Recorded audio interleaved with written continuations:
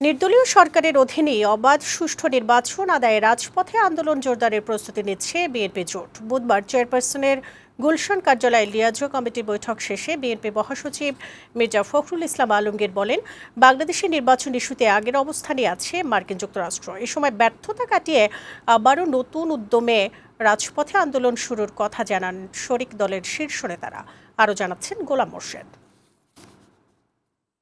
যুগপৎ আন্দোলনের নতুন কর্মকৌশল চূড়ান্ত করতে ধারাবাহিকভাবে শরিক দলগুলোর সাথে বৈঠক করছে বিএনপি। বুধবার চেয়ারপারসনের গুলশান কার্যালয়ে গণফোরামের একাংশ ও পিপলস পার্টির নেতাদের সাথে বৈঠক করে লিয়াজু কমিটি। এতে নির্দলীয় নিরপেক্ষ সরকারের অধীনে নির্বাচনের দাবি আদায়ে গেল আন্দোলনে নিজেদের ভুল ত্রুটি শুধরে আবারও রাজপথে সক্রিয় হওয়ার বিষয়ে একমত হন নেতারা।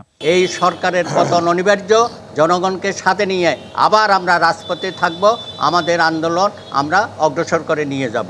এ সময় বিএনপি মহাসচিব মির্জা ফখরুল ইসলাম আলমগীর অভিযোগ করে বলেন, আওয়ামী লীগ ক্ষমতায় এসে রাষ্ট্রযন্ত্রকে ব্যবহার করে দেশে ত্রাসের রাজত্ব কায়েম করেছে।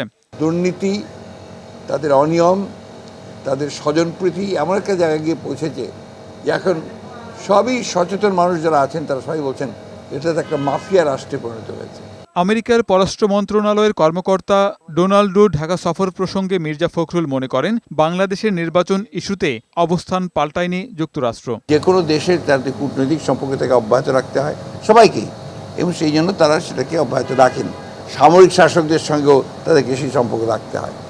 আজকে বাংলাদেশের যে অবস্থাটা, সেই অবস্থার প্রেক্ষিতে তারা তাদের দেশের প্রয়োজনে যেটা উপকারী মনে করছেন সেটা করছেন, কিন্তু তা কিন্তু বাংলাদেশের জনগণের বিরুদ্ধে গিয়ে করছেন না। আন্দোলনের কৌশল চূড়ান্ত করতে এদিন গুলশান কার্যালয়ে দ্বিতীয় দফায় গণতন্ত্র মঞ্চের ৬টি দলের নেতাদের সাথে বৈঠক করে বিএনপির লিয়াজু কমিটি। গোলাম মোর্শেদ, বৈশাখী সংবাদ, ঢাকা।